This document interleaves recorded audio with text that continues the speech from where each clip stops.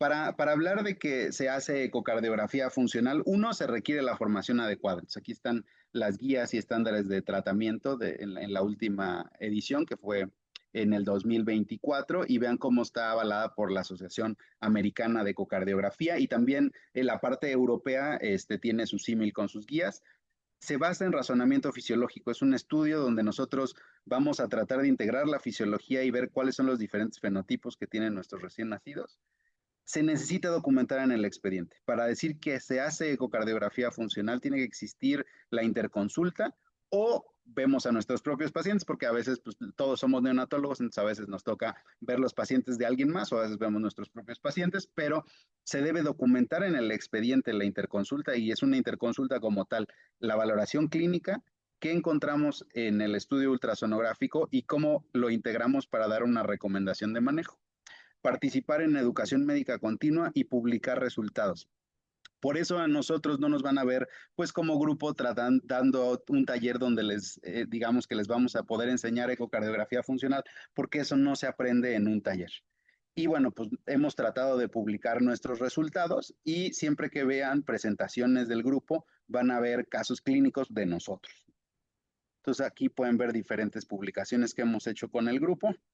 Esta última de la doctora Caro Michel, del uso de NIRS en pacientes con cardiopatías congénitas. Y aquí en esta imagen tienen a los que tenemos la formación correcta para hacer ecocardiografía funcional.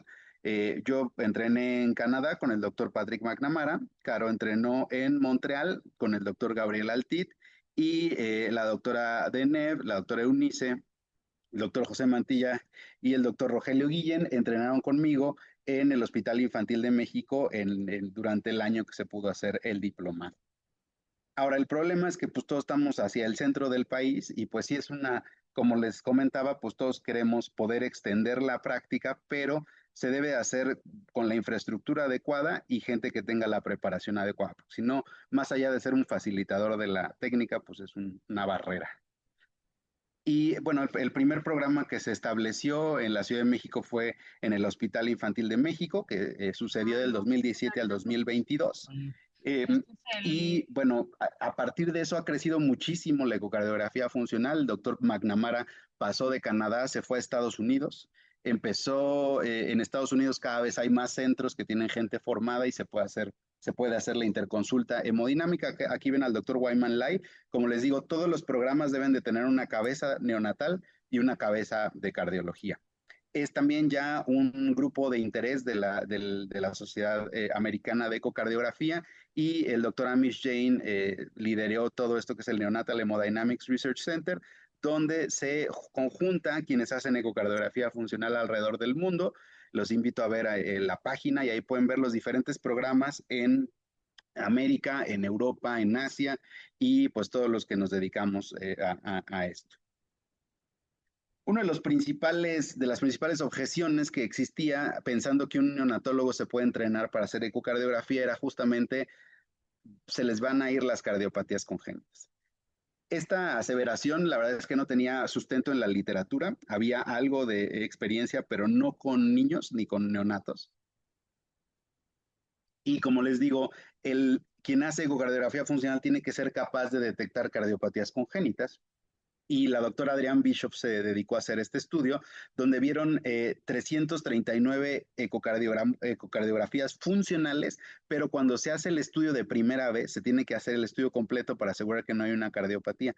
Y vean cómo hubo concordancia anatómica con cardiólogos expertos en 332 de los casos y solamente hubo 7 discordancias menores y vean cómo pueden ser cosas difíciles de diagnosticar o que no tienen mayor importancia y no hubo ninguna discordancia mayor. Entonces, no existe esta cuestión de que se pueden ir cardiopatías congénitas, creo que al contrario, en la gran mayoría muchas veces nos toca a nosotros cachar algunas, ¿no? Y aquí pueden ver cómo para hacer el entrenamiento se requieren por lo menos 750 estudios y eso pues se necesita un centro de muchísimo volumen. Y bueno, los que se consideran expertos tienen que llevar más de 2,000 interconsultas realizadas. Regresando a las herramientas que tenemos los neonatólogos para valorar a nuestros recién nacidos, ¿Cuál es el problema de la presión arterial media? Pues que el mayor determinante de la presión arterial media va a ser la presión diastólica, ya que se pasa más tiempo del ciclo cardíaco en diástole. Y por eso es muy importante cuando tenemos un neonato hipotenso analizar qué pasó, ver cuál fue la tendencia y ver si lo que baja es la presión sistólica, la presión diastólica o ambas. Y todos sabemos que la pura presión arterial es muy mal marcador porque puedes tener presión arterial normal con perfusión alterada o puedes tener perfusión normal con presión arterial baja. Entonces, estos cuatro cuadrantes que podemos encontrar, donde puede haber un gasto cardíaco normal y una presión arterial normal, o sea, lo que sería el rango de normalidad, podemos tener un rubro donde tengamos choque compensado, donde tengamos un flujo bajo, pero una presión arterial normal, un choque descompensado, donde tengamos tanto flujo como presión arterial bajas, o todo el rubro de la circulación hiperdinámica, que es muy común en el conducto arterioso, por ejemplo, o en sepsis, enterocolitis, etcétera. Entonces, sabemos que no correlaciona, y esto se ha hecho en diferentes estudios, la presión arterial con el gasto cardíaco. Y este estudio lo hicimos en Toronto, justamente hipotetizamos a priori que la presión arterial sistólica iba a reflejar mejor el gasto cardíaco, el volumen latido, que la presión arterial media. Entonces analizamos cuál es la relación entre el gasto cardíaco izquierdo, la presión arterial sistólica, la presión arterial diastólica y la presión arterial media. Analizamos 1060 estudios de 485 neonatos y encontramos que el gasto cardíaco izquierdo se asociaba de manera positiva, pero con muy mal desempeño con la presión arterial sistólica, tenía mejor correlación con la presión de pulso y había una correlación negativa con la edad gestacional. Entonces vean cómo la presión de pulso, que muchas veces no la tomamos tanto en cuenta, la diferencia entre la sistólica y la diastólica, tuvo mejor desempeño incluso que la presión arterial sistólica para detectar los pacientes que tenían bajo gasto cardíaco. Y pues como este estudio ya también se había hecho correlacionando cuál era la presión arterial media con el flujo de la vena cava superior y también no había ninguna correlación. Entonces sabemos que los parámetros de presión arterial van a correlacionar pobremente con el gasto cardíaco izquierdo, sin importar la edad gestacional y la etiología de fondo.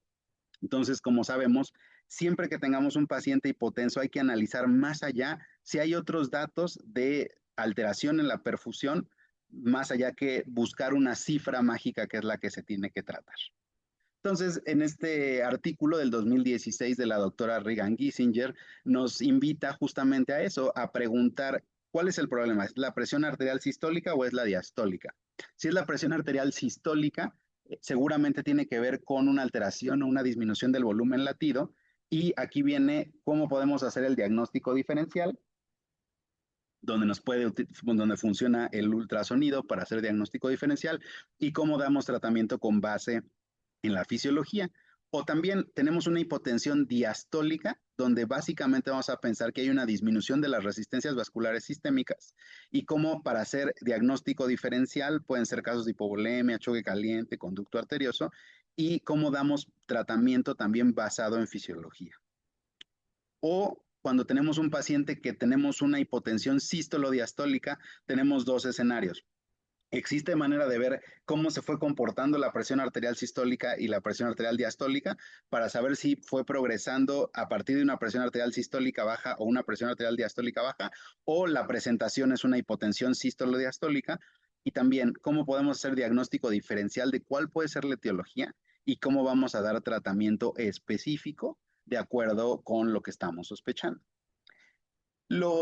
Cuando comparamos el corazón del neonato con el corazón de niños más grandes y adultos, van a haber diferencias marcadas, pero lo mismo va a suceder dentro de las diferentes edades que vemos en neonatología. Si comparamos el corazón del neonato prematuro, va a ser marcadamente distinto al corazón del neonato de término.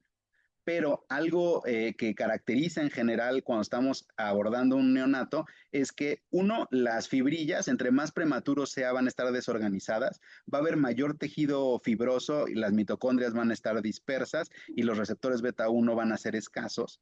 Y esto va a hacer que tengamos de por sí un cierto compromiso diastólico en el desempeño miocárdico. Y vamos a ver varias reglas que quiero que entonces piensen si tiene sentido el volumen, dopa, dobuta, norepi y esteroide. En general, el corazón izquierdo, pero sobre todo el derecho, va a tener muy baja tolerancia a los incrementos de la poscarga. Esto va a reducir el llenado diastólico y nos puede dar de manera retrógrada congestión de las venas pulmonares y nos va a empeorar la situación respiratoria, que por el hecho de ser neonatos y prematuros, pues ya de por sí va a estar alterada. Los efectos vasoactivos tienen un efecto predominante vasopresor. El fármaco que más utilizamos, que es la dopamina, tiene un efecto muy variable en las mismas poblaciones y con la misma dosis. En algunos grupos puede mejorar, puede funcionar como inotrópico, pero en otros puede funcionar como un fármaco vasoactivo muy potente y como ya vimos, esta baja tolerancia a la poscarga puede hacer que comprometamos al ventrículo izquierdo. Puede haber mala reserva, sobre todo en episodios de sepsis o de enterocolitis necrosante, y en general el neonato tiene un tono vascular alto basal, ¿no? Entonces, vamos a ver cómo con las medidas que hacemos y con la integración de diferentes técnicas ultrasonográficas, pues queremos llegar a cuál es la etiología y cómo también mezclando estas técnicas nos damos cuenta de cuál puede ser el mejor manejo para nuestros recién nacidos. Entonces, siempre la interconsulta hemodinámica a través de la ecocardiografía funcional se basa en los principios fisiológicos que muchas veces no nos enseñan en la residencia y no consideramos. Entonces, uno, la curva de Frank-Starling.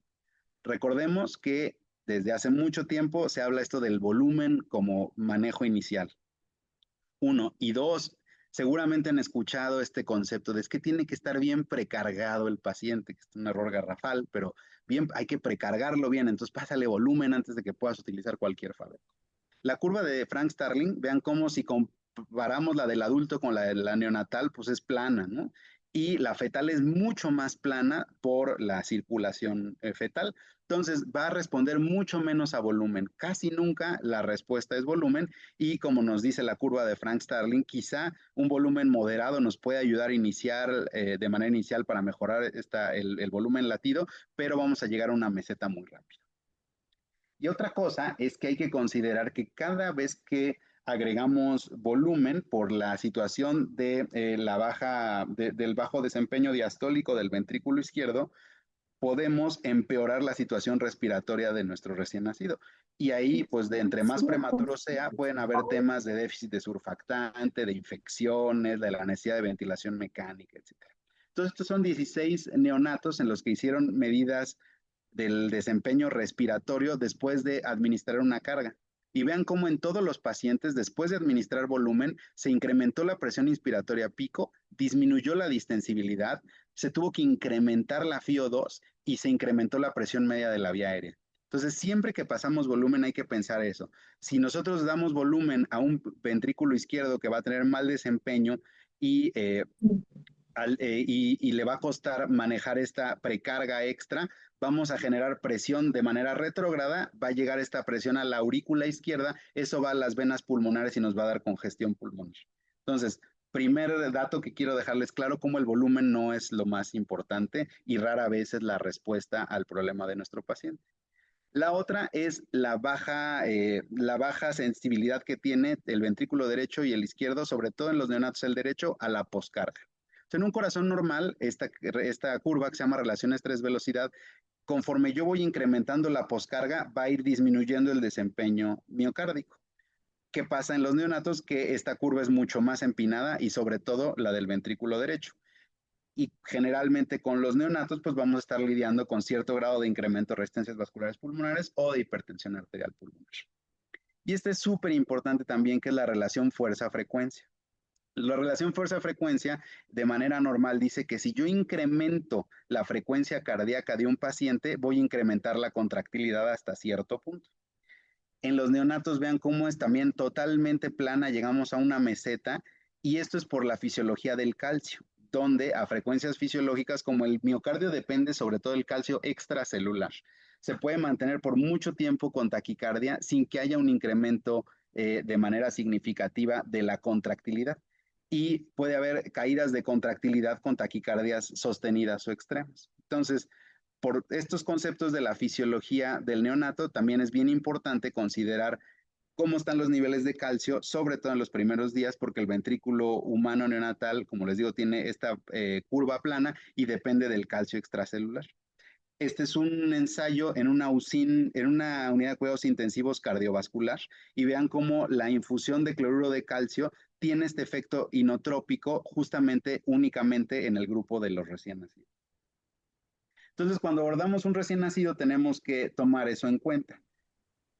La gran mayoría de los fármacos que utilizamos son cronotrópicos positivos. Entonces, todos tendremos en la mente algún paciente que tuvimos gravísimo y que pues en esa gravedad intentamos diferentes cosas para que mejore. Muchas veces sumamos fármacos vasoactivos y el resultado es que tenemos pacientes extremadamente taquicárdicos. El único fármaco que podría tener cierto efecto cronotrópico negativo podría ser la vasopresina, pero es un efecto relativamente teórico. Entonces, todos los fármacos que utilizamos incrementan incrementan la frecuencia cardíaca y eso va a tener alteraciones en la contractilidad. Entonces, con todos estos principios fisiológicos, cuando nosotros tenemos que manejar un paciente, tenemos que preguntarnos qué quiero hacer con el fármaco que estoy utilizando. ¿Queremos aumentar el volumen latido? ¿Queremos aumentar las resistencias vasculares sistémicas o queremos aumentar las resistencias vasculares pulmonares? Este cuadrito, que lo sacamos del artículo de la doctora Giesinger, lo pudimos incluir en la guía de práctica clínica de sepsis neonatal. Entonces es muy importante pensar el fármaco y cuál es el efecto que quiero utilizar. Entonces, desgraciadamente, no hay fórmulas mágicas, no existen recetas de cocina. Vemos este paciente y todos podemos coincidir que es un paciente que está gravísimo, pero ¿qué tiene? ¿Cuál es el problema de fondo? Entonces, tratar a todos los pacientes con un algoritmo como el que ya vimos, volumen, dopa, dobuta, norepi, esteroide, es totalmente antifisiológico y muchas veces puede complicar a nuestros pacientes. Entonces, ¿qué es lo que queremos con esta técnica? Poder identificar diferentes fenotipos, quizá algunos biomarcadores, y de ahí viene toda la parte de investigación porque es importante ver qué intervenciones estamos haciendo y cómo podemos lograr mejorar los desenlaces.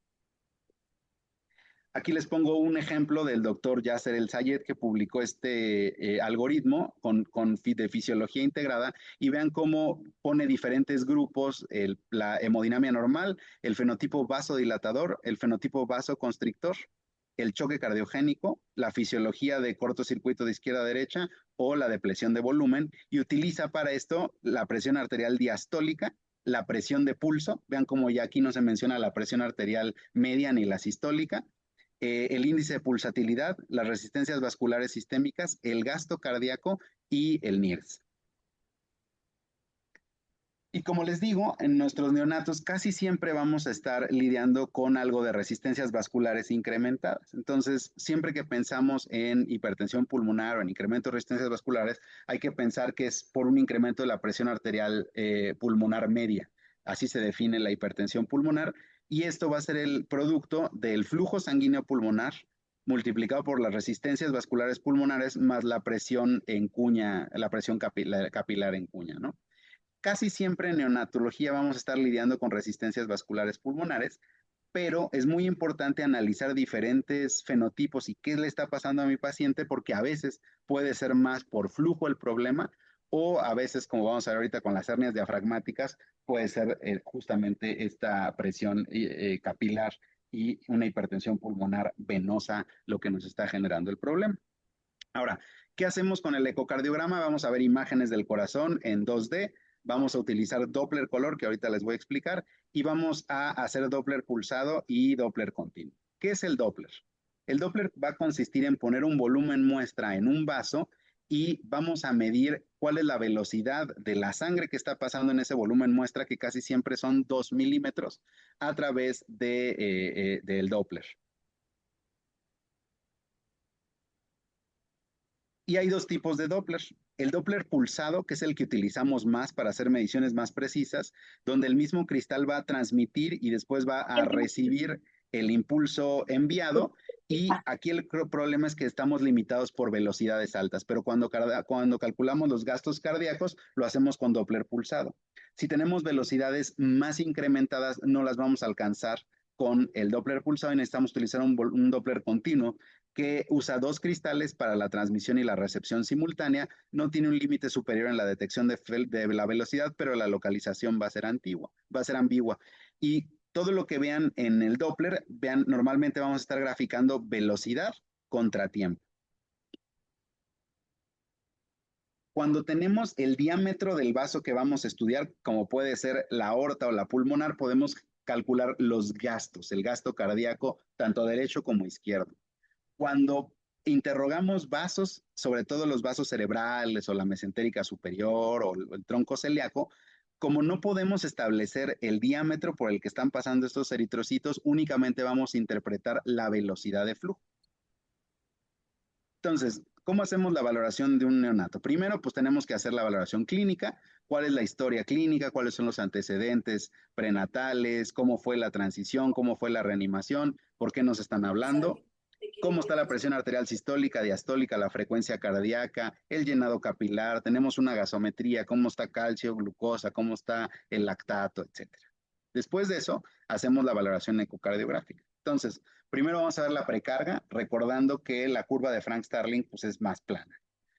Para valorar la precarga del recién nacido utilizamos básicamente métodos cualitativos, es decir, no medimos tanto porque cosas como, como la variabilidad de la cava pues no se utiliza tanto en recién nacidos. Entonces, si yo puedo ver mis cavas con un volumen adecuado, estas cavas tienen variabilidad con la respiración y tengo un volumen al final de la diástole normal del ventrículo derecho y el ventrículo izquierdo, puedo interpretar que mi precarga es normal. Y es bien raro la interconsulta por inestabilidad hemodinámica donde te encuentras con un corazón colapsado. Justamente cuando quieres hacer tus presentaciones es difícil encontrar casos así como puros de hipovolemia, ¿no?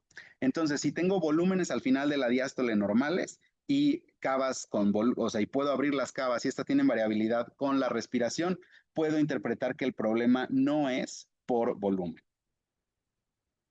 Al contrario, si desde las imágenes veo que tengo un volumen diastólico muy pobre, vean acá este corazoncito, está taquicárdico y vean cómo las paredes incluso se tocan con la contracción. Eso le dicen kissing ventricles y esto genera que se acelere la sangre en medio de la cavidad y si hacemos un Doppler tenemos esta imagen de aceleración en medio de la cavidad.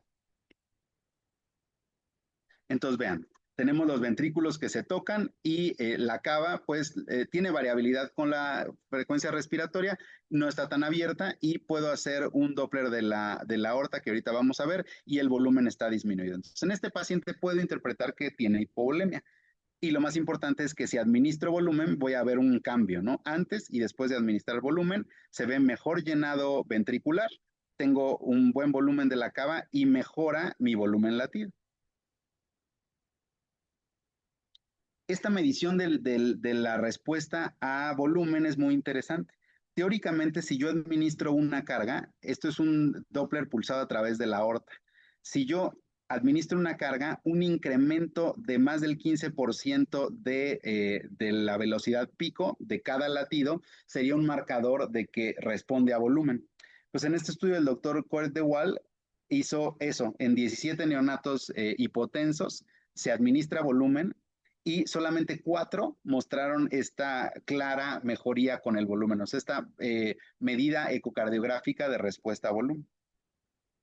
Entonces, de manera cualitativa puedo ver cuál es el volumen y si ese es el problema o no, pero lo que sí sirve muchas veces es ver de manera cualitativa que el volumen no es el problema. Entonces, ¿qué pasa aquí? Tengo una cava inferior totalmente dilatada y tiene muy poca variabilidad con la respiración y veo un 4 cámaras con alteración de la contractilidad y aquí estoy seguro que si administro volumen le voy a hacer peor al paciente. Entonces, este es un caso claro con alteración de la contractilidad y con una cava dilatada donde el problema es más bien de inotropismo y el volumen inicial no es la mejor opción. Después vamos a valorar la función ventricular y el gasto cardíaco. Entonces, normalmente estamos acostumbrados a que nos reporte cardiología la fracción de eyección, la fracción de acortamiento. Nosotros entendemos, por ejemplo, una fracción de eyección del 60%. Pero hay que entender que en general el acortamiento sistólico de la fibra miocárdica es de alrededor del 15% y ahorita van a ver que son valores que se parecen a una cosa que se llama strain Esto se va a traducir en un engrosamiento radial de la pared de un 40% y finalmente va a dar un cambio en el volumen de la cavidad ventricular de un 60%, que es más parecido a lo que hacemos con la fracción de eyección. Y cada vez que hay contracción del corazón, esta fibra miocárdica va a cambiar su tamaño simultáneamente en varias direcciones, de manera longitudinal, de manera circunferencial, de manera radial, y estas fibras también se tuercen y rotan. Cada vez hay más técnicas ecocardiográficas que nos ayudan a entender mejor la contractilidad. Vamos a empezar con el ventrículo derecho porque es nuestro ventrículo, digamos, principal en neonatología, porque es el más sensible a la poscarga y porque muchas veces vamos a estar lidiando con hipertensión. Entonces, una de las maneras más fáciles de saber si tenemos una adecuada contracción es ver la excursión sistólica del anillo tricuspidio, donde hacemos un modo M en la tricúspide y vemos el desplazamiento de la base al ápex del corazón. Acuérdense que en el 4 cámara estamos viendo el corazoncito acostado. Entonces, si yo hago un modo M, voy a ver cómo la válvula tricúspide o mitral se acercan y se alejan, van hacia la base y hacia el ápex y se regresan hacia la base del corazón. Entonces, hacemos el modo M y eso lo medimos y hay valores normativos por edad gestacional y por peso. Ahora, para ver el desempeño sistólico del ventrículo derecho utilizamos el cambio fraccional de área, que es la sístole menos la diástole entre la sístole por 100 y normalmente es mayor a 35% en el recién nacido. Y para eso nosotros utilizamos esta vista que se llama ventrículo derecho 3 cámaras. Esta vista es poco frecuente que le utilice cardiología, pero vean cómo nos demuestra mucho más bonito y nos da una imagen panorámica del ventrículo izquierdo con toda su pared inferior y anterior. Aquí tenemos la tricúspide, la pared inferior del ventrículo izquierdo, vemos la salida de la pulmonar, que se ramifica en la pulmonar derecha e izquierda. Entonces, esta imagen nos ayuda a entender mucho mejor el ventrículo derecho que la clásica en apical de 4 cámaras. Entonces yo trazo al final de la diástole y al final de la sístole y hago las áreas sístole menos diástole entre sístole por 100. Como les digo, generalmente es mayor a 35% y aquí podemos ver en un espécimen de patología lo que vemos en esta imagen que se llama ventrículo derecho 3 cámaras, que generalmente pues, lo hacemos los que hacemos ecocardiografía funcional. ¿Cómo calculamos el gasto cardíaco derecho? Vamos a medir el diámetro de la válvula pulmonar, lo dividimos entre 2, hacemos pi por radio al cuadrado, sacamos entonces el área y si yo hago un Doppler pulsado, cada uno de estos triangulitos es un latido. Si yo trazo este triángulo, me va a dar el área bajo la curva, es decir, me va a dar una integral. Entonces, si yo multiplico pi por radio al cuadrado por el área bajo la curva por la frecuencia cardíaca, voy a calcular el gasto cardíaco derecho. Entonces, así lo hacemos. Vemos el área, trazamos, generalmente trazamos 3 latidos y lo promediamos y con eso calculamos con la frecuencia cardíaca cuál es el gasto del ventrículo derecho. Existe esta otra técnica que se llama Doppler tisular, donde vamos a aplicar el Doppler pulsado, pero esta vez al músculo. Entonces vamos a poner un volumen muestra en el músculo y nos va a reportar el ultrasonido cuál es la velocidad de movimiento con respecto al transductor del músculo subyacente en la región de interés. Vean cómo tenemos picos sistólicos, con la S es de sistólico, y tenemos también los valores diastólicos con 2 ondas, la E, que es la de llenado temprano de la diástole, y la A, que es la sístole atrial. Entonces, esto podemos ver las velocidades. Cuando tenemos un incremento en el desempeño sistólico, incrementa la velocidad, y cuando tenemos compromiso, vamos a tener velocidades más bajas de las reportadas. Y también podemos medir los tiempos. Podemos ver cuánto dura la sístole, cuánto dura la diástole y sacar diferentes índices en la relación de sístole con diástole. Y hay muchos estudios ya con valores normativos, tanto en neonatos de término como en prematuros. Entonces, si yo mido estas velocidades, los puedo comparar con tablas y saber si el desempeño es normal o anormal. ¿Por qué en la ecocardiografía funcional ha sido tan importante el ver cuál es la valoración cuantitativa del ventrículo derecho? Porque en casi todos lados, cuando hace la valoración hemodinámica cardiología, el ventrículo derecho se hace de manera cualitativa. Es decir, en inglés le dicen eyeballing, echándole un ojo y diciendo, sí, funciona bien. ¿Cuál es el problema de esto? En este estudio se juntaron cortes de clips de ecocardiografía, entonces nosotros veíamos el corazón latiendo y se dividió entre expertos, novatos, y yo era de los novatos, entonces nos mandaban de manera cegada los clips, entonces nosotros teníamos que decir de manera cualitativa si creíamos que el desempeño era normal o estaba alterado. Y también hablábamos de si había dilatación del ventrículo derecho o no, y de si había aplanamiento septal o no. ¿Qué es lo importante aquí? Que hasta los expertos clasificaban mal ya después de maneras, o sea, nosotros veíamos los clips cegados y poníamos, tiene buen desempeño o mal desempeño. Y después esto lo comparaban con medidas cuantitativas y vean cómo hasta los expertos clasifican mal haciendo esta valoración únicamente por una apreciación cualitativa. Entonces, por eso el ventrículo derecho es muy importante analizarlo de manera cuantitativa. Vamos con el ventrículo izquierdo. Todos conocemos o hemos escuchado la fracción de acortamiento y de eyección. Esto se puede hacer de dos maneras. Uno, por planimetría. Entonces aquí tenemos un eje largo del ventrículo izquierdo, se hace un modo M y vamos a medir la diástole, vamos a medir la sístole y aquí están las fórmulas de cómo medimos la fracción de eyección y la fracción de acortamiento. Vean cómo una de las desventajas aquí es que la fracción de eyección todo se lleva al cubo, entonces pequeños errores de medición pueden incrementar el error final a la hora de estimar la fracción de eyección y por eso seguramente han escuchado que es más fidedigna la fracción de acortamiento.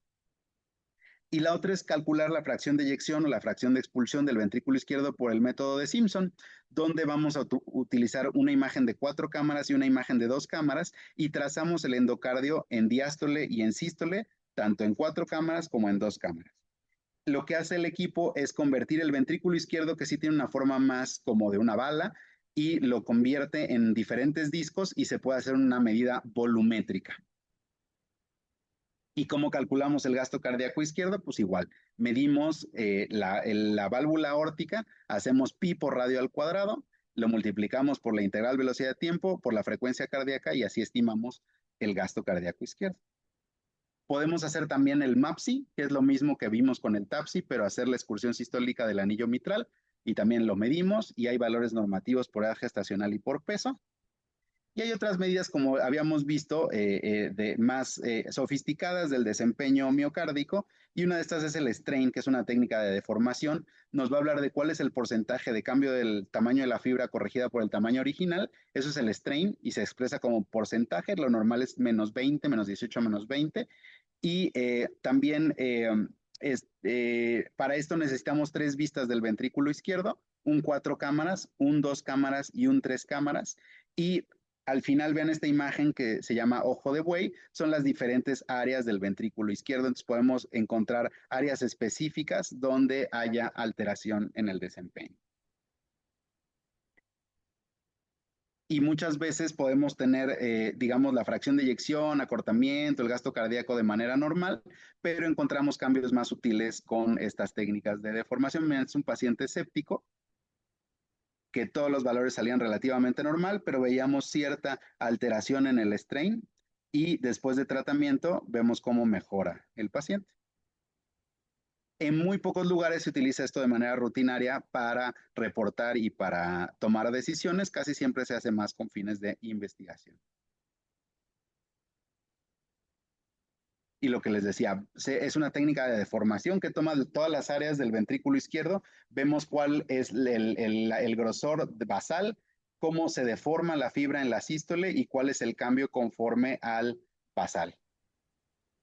Y eso también se puede hacer en el ventrículo derecho. Inicialmente se tenía que utilizar el software del ventrículo izquierdo sobre el ventrículo derecho y hacer medio trampa para poderlo hacer, pero ahora ya hay software específico para analizar el ventrículo derecho. Ahora, la poscarga. Vamos a ver diferentes medidas que estamos acostumbrados cuando pedimos una interconsulta a cardiología y a veces es como, ¿cuánto tiene de presión pulmonar? Vamos a analizar eso. Una manera sencilla de ver que hay un incremento de la presión del ventrículo derecho es la forma del septo interventricular. Cuando la presión del ventrículo izquierdo es mayor, tanto en sístole como en diástole, se va a ver circular el septo interventricular. Conforme incrementa la presión del ventrículo derecho, se aplana este septo y cuando está mucho más incrementada en sístole, en vez de que sea redondo, vamos a ver una imagen en U. Ahora, esto lo podemos medir para sacar un cierto número y esto es el índice de excentricidad. Entonces, a través de los músculos papilares trazamos de 1 y de 2. Un círculo perfecto va a ser 1. pero cuando se aplana el septo, vamos a tener mayor uno de estas medidas y va a incrementar, va a ser mayor a 1 este índice de excentricidad. Cuando tenemos más de 1.3, sabemos que hay un incremento significativo de las presiones. La otra también es que conforme incrementa la poscarga del ventrículo derecho va a tener la tendencia a dilatarse.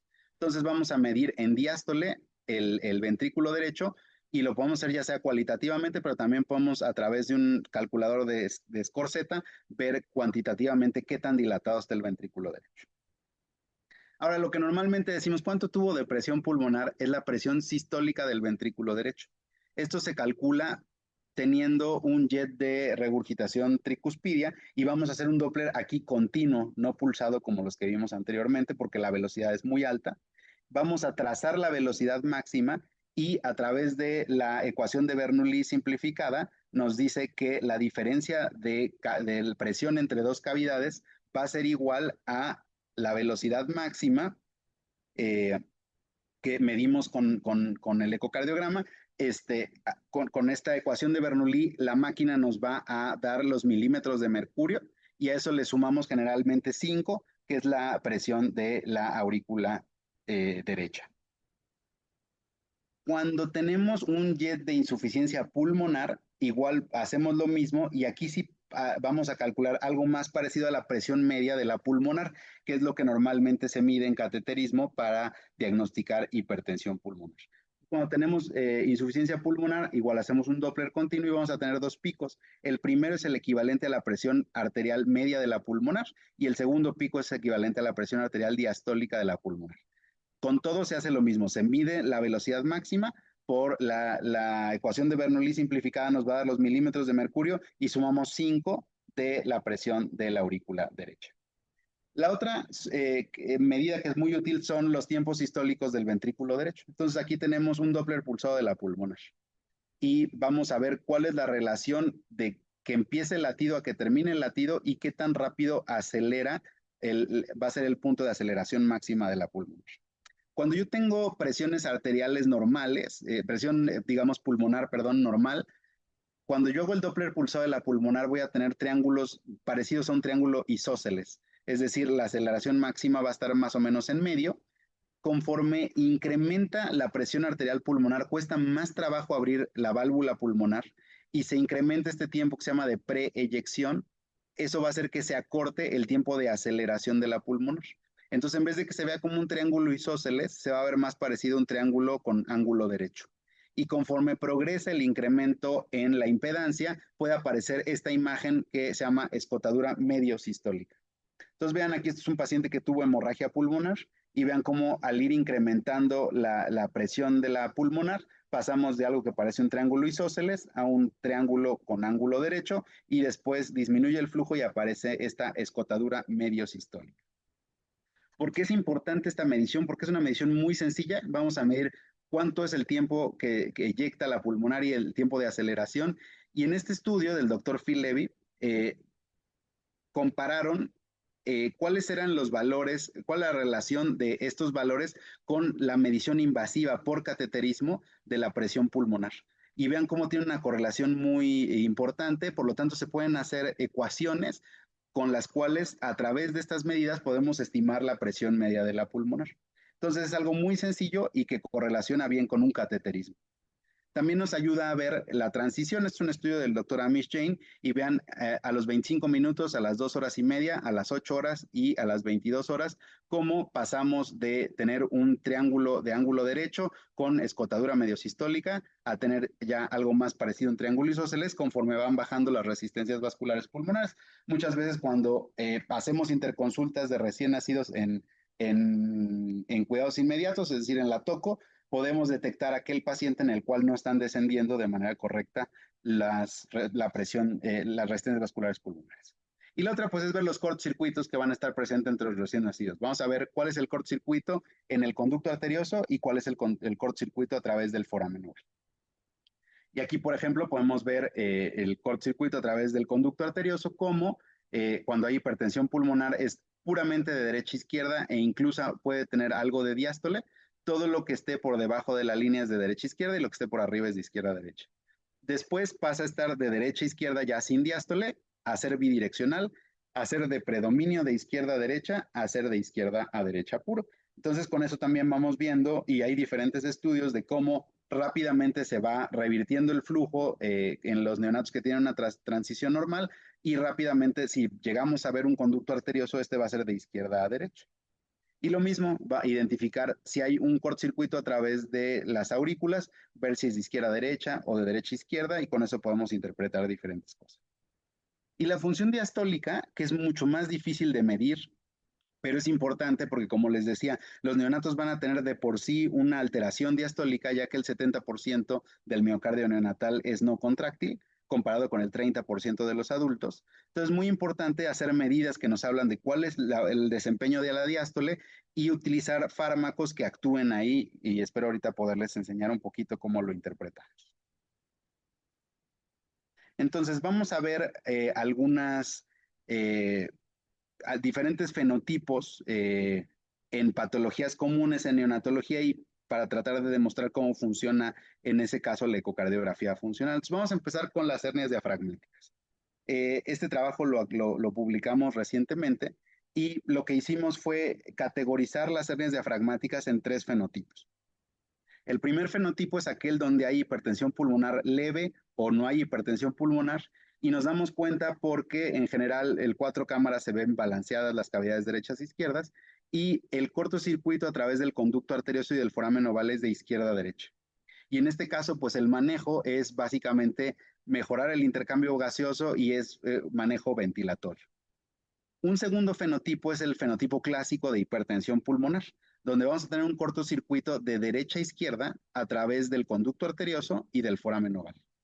Esto se ve en casos de hipertensión pulmonar moderada severa, generalmente sin disfunción ventricular o con disfunción leve, y este fenotipo le llamamos fenotipo de hipertensión pulmonar precapilar, y aquí es donde funcionan en general teóricamente la mayoría de los vasodilatadores pulmonares y donde podríamos considerar utilizar óxido nítrico, por ejemplo. Pero hay un tercer fenotipo que es bastante común, donde a pesar de que yo tengo un conducto arterioso puro de derecha a izquierda, tengo un foramen oval de izquierda a derecha. Y eso es lo que le llamamos al fenotipo de hipertensión pulmonar postcapilar. Se correlaciona a pacientes con hernias diafragmáticas severas en las cuales el ventrículo izquierdo está muy comprometido y es muy pequeño, y eso hace que también por presión retrógrada incremente la presión de la aurícula izquierda y ahí existe hipertensión pulmonar venosa. Y estos son los pacientes que se pueden descompensar con vasodilatadores pulmonares y en los cuales estaría relativamente contraindicado utilizar óxido nítrico.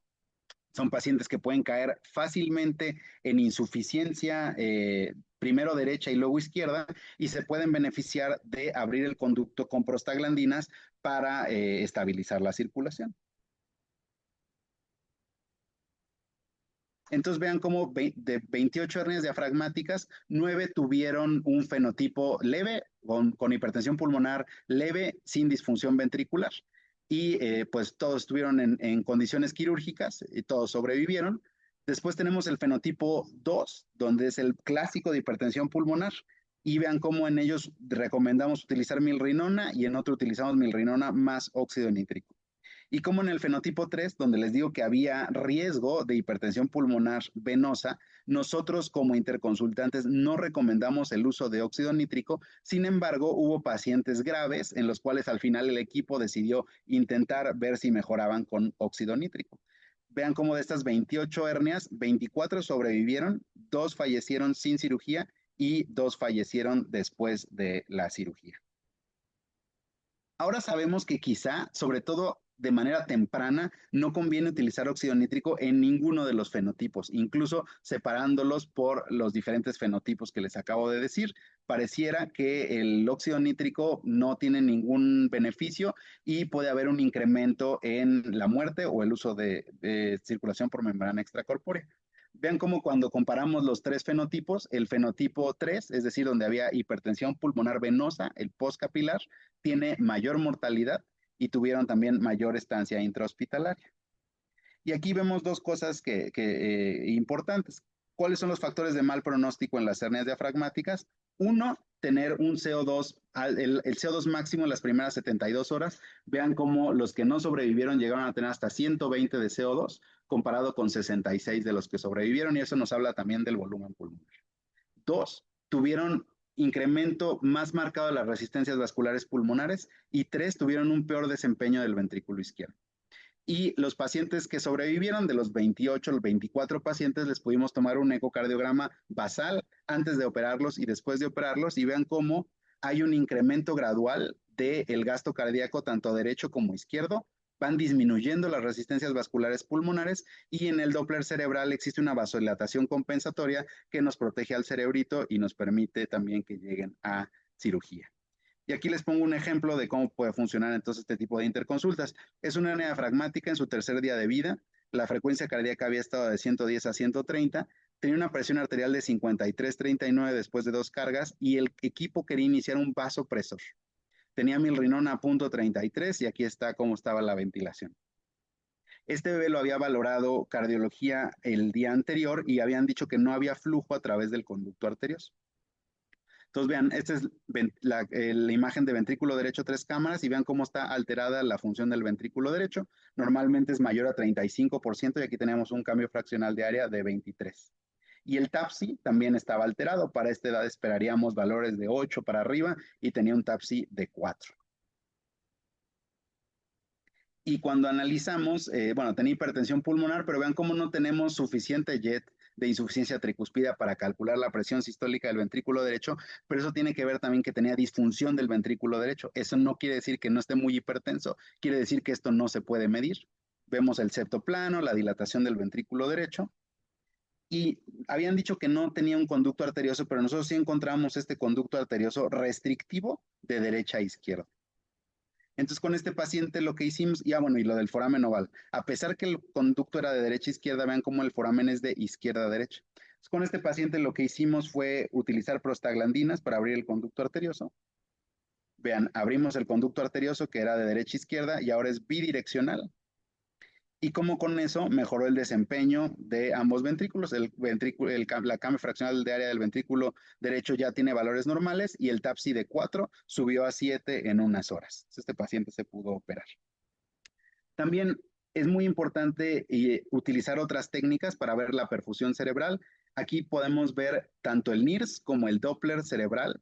Y vean, esta es una hernia diafragmática severa con muy mal pronóstico, y vean cómo vemos todos esos factores. Uno, inició con un gasto cardíaco de 54 mililitros por kilo por minuto, gasto cardíaco izquierdo muy bajo que tenía que ver con la severidad y que era un fenotipo 3 de estas hernias diafragmáticas. Llegó a tener CO2 de 80, 90, CO2 muy altos, y el cerebro intenta compensar con vasodilatación compensatoria, pero al final tenemos una vasodilatación extrema. Compárenlo con una hernia diafragmática moderada que le fue bastante bien. Igual, inicia, tenemos un gasto cardíaco izquierdo decente de 130, un gasto cardíaco derecho de 189, tiene muy buen desempeño, mantiene buena oxigenación cerebral, y en general pues tenemos índices normales, y el CO2, no llegamos a tener CO2 tan altos como el paciente anterior. Otro ejemplo de cómo podemos ver diferentes fenotipos es la displasia broncopulmonar. Todos sabemos que es esta secuela que le pasa a los prematuros por exposición a oxígeno, por ventilación mecánica, por infección. Entonces, clásicamente es algo que ha sido difícil de manejar, y parte del problema es que a todos los pacientes los manejábamos igual y decíamos displasia broncopulmonar es displasia. Entonces usábamos diuréticos, veíamos que no funcionaban, quizá algunos funcionan con esteroides, otros no, etc. Entonces, la idea hoy en día es tratar de identificar diferentes fenotipos de displasia broncopulmonar para dar manejo un poquito más personalizado. Y sabemos que hay pacientes que tienen displasia broncopulmonar con hipertensión pulmonar y sin hipertensión pulmonar. Estos son 72 pacientes con displasia que hicimos valoración hemodinámica, y vean cómo 41 tenían únicamente enfermedad parenquimatosa, 22 tenían hipertensión pulmonar con displasia, y vean cómo 9 pacientes, además de tener la displasia broncopulmonar, tienen un cortocircuito de izquierda a derecha, que quizá inicialmente no se había considerado como importante, pero después, justamente para la fisiología de la displasia broncopulmonar, era algo que tenía mucho que ver, ¿no? 51 tuvieron en el ultrasonido pulmonar edema, un patrón intersticial, pero 21 tuvieron consolidaciones. De estas 21 consolidaciones, en 12 se integró un proceso infeccioso agregado. Los cultivos fueron negativos, pero se aislaron 6 virus, 2 rinovirus, 2 COVID y 2 sincicial respiratorio. Entonces, vean cómo los pacientes que tenían displasia más hipertensión o más flujo pulmonar aumentado tuvieron mayor morbilidad, mayor retinopatía, más días de ventilación mecánica y mayor mortalidad. Y nosotros, justamente aquellos que tienen hipertensión pulmonar y dilatación de ventrículo derecho, utilizamos de primera intención como fármaco diuréticos. Vean cómo antes y después en los ecocardiogramas disminuyó el gasto cardíaco derecho, disminuyeron las resistencias vasculares pulmonares y mejoró el patrón diastólico de estos pacientes. A estos pacientes también les hicimos ultrasonido pulmonar y vean cómo disminuye el edema pulmonar después de dar diurético, viendo la cantidad de líneas B. Entonces, inicialmente solo había 9 pacientes con edema leve y después del diurético 63 tenían edema leve. Y había 59 con edema moderado que disminuyó a 18 y 31 con edema severo que disminuyó a 18. Y con este manejo inicial con diurético pudimos descender el soporte ventilatorio en el 59% de los pacientes. Ahora, como les digo, es muy importante integrar otro tipo de marcadores de perfusión, como puede ser el NIRS, como puede ser la actividad del electroencefalograma de amplitud integrada. Este estudio se hizo, yo aquí también fui Minion haciendo ultrasonidos ecos y ultrasonidos transfontanelares en prematuros extremos. Y este estudio lo único que demostró es que era factible y que o sea, que era seguro para los recién nacidos más extremos, aunque estuvieran multimonitorizados. Ahora, vamos a ver un caso de encefalopatía hipoxicoisquémica, también un poquito para demostrar cuál es la utilidad de la ecocardiografía funcional. Algo que es muy importante es que hay mucha heterogeneidad de cómo manejamos a nuestros pacientes. Este es un estudio de la doctora Giesinger donde hizo una encuesta en 71 centros donde se manejaba encefalopatía hipoxicoisquémica, hipotermia y soporte hemodinámico. Y encontró 17 definiciones diferentes de hipotensión, es decir, 17 maneras distintas de decidir que un paciente necesitaba apoyo hemodinámico. Los centros que hacían ecocardiografía funcional tenían una tendencia a analizar más la sistólica y la diastólica, utilizaron menos cargas, era más común que utilizaran un inotrópico de primera línea y utilizaban vasopresores sin acciones en resistencias vasculares pulmonares. Y los centros que no tenían ecocardiografía funcional era más común que utilizaran vasopresores de primera línea, utilizaron más dopamina y tenían más pacientes que iban a ECMO. Entonces, este es un paciente con una encefalopatía hipoxicoisquémica que va a entrar a hipotermia. Entonces, inicialmente nos piden una valoración y encontramos adecuado desempeño tanto del ventrículo izquierdo como derecho. Y vean, hacemos un ultrasonido también transfontanelar y vemos el Doppler, sobre todo en la arteria cerebral anterior, y encontramos un patrón adecuado. Esto es antes de que el paciente entre a hipotermia. Entonces, reportamos al paciente, vean cómo reportamos ventrículo derecho, el TAPSI, el cambio fraccional de área y el gasto cardíaco derecho. El ventrículo izquierdo, cuál es la fracción de eyección, la fracción de acortamiento y el gasto cardíaco izquierdo, cuál es el desempeño diastólico y también el conducto arterioso era restrictivo de izquierda a derecha, un foramen de 1.5 milímetros de izquierda a derecha. Y como tenemos NIRS, y podemos también ver qué hemoglobina tiene el paciente y estamos calculando gastos cardíacos. Esto es muy bonito porque también podemos reportar la entrega de oxígeno. Entonces, reportamos que tiene una entrega de oxígeno normal y que las resistencias vasculares sistémicas están incrementadas. El paciente estaba en hipotermia pasiva en ese momento. Después de que entra a hipotermia terapéutica, la presión arterial se mantiene en límites normales, quizá un poquito bajos, pero todavía normales, y lo valora cardiología. Cardiología encuentra que hay una disminución del desempeño biventricular, el TAPSI, que estaba en 8, baja a 4, y encuentran una fracción de expulsión por Simpson de 47%. Ahora, aquí es importante ver cuál es entonces la participación del neonatólogo que hace ecocardiografía funcional.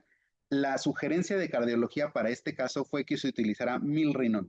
Entonces hay que pensar, es un paciente que tiene asfixia perinatal, entonces hay que ver cómo está funcionando el ventrículo derecho y hay que ver si tiene hipertensión arterial pulmonar o no. Entonces, ¿qué hace la milrinona? La milrinona va a disminuir las resistencias vasculares pulmonares, la milrinona va a ser un inotrópico adecuado y va a disminuir también las resistencias vasculares sistémicas. Entonces, podría sonar que tiene sentido utilizar milrinona, pero todos los que nos dedicamos a esto y vamos siguiendo la literatura sabemos que justamente en el paciente que tiene encefalopatía hipoxicoisquémica, la milrinona puede ser muy riesgosa.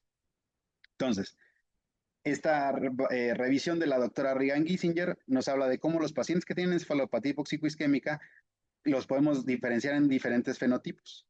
Presión arterial sistólica normal, presión arterial sistólica baja, perdón, con oxigenación normal, y cómo aquí lo que tendríamos que utilizar de primera línea es dobutamina y lo que hay de fondo es una alteración en el inotropismo.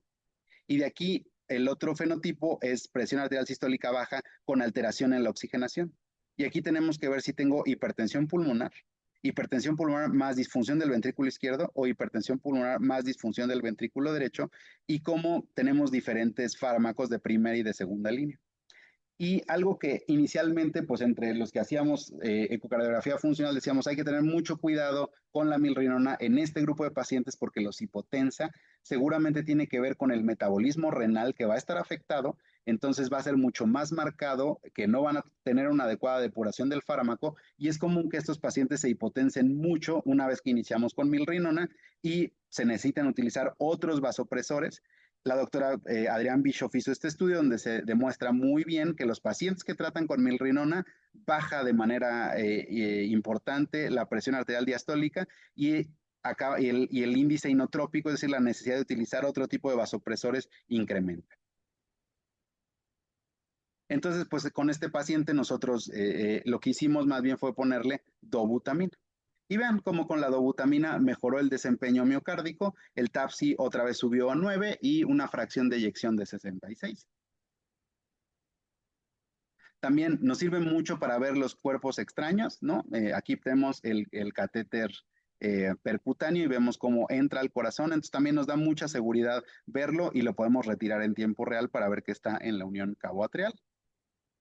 Y también, como es encefalopatía hipoxicoisquémica, hicimos nuestro ultrasonido transfontanelar y el Doppler de la arteria cerebral anterior, aunque aquí todavía estaba en hipotermia. Otro tipo de ultrasonidos que integramos, en un momento que hubo que incrementar un poquito el apoyo, este paciente no se necesitó intubar, pero hubo que incrementar un poquito el oxígeno y vemos el pulmón con adecuado deslizamiento pleural y tenía un patrón leve de líneas B.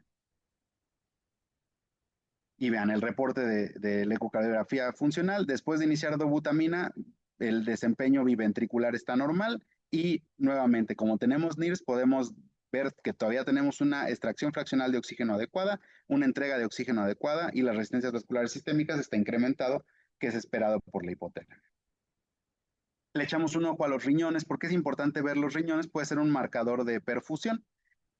Todo lo que está muy perfundido, la ecogenicidad va a ser baja. Entonces, vean cómo el riñón se ve más bien gris, porque pasa mucha sangre por el riñón. Cuando se compromete la perfusión del riñón, vean cómo tenemos este riñón hiperecogénico. Entonces, ver un riñón que brilla en un paciente con alteraciones hemodinámicas, pues nos habla de hipoperfusión. Y este es otro caso de un paciente con encefalopatía hipoxicoisquémica que tuvo una gran hemorragia suprarrenal.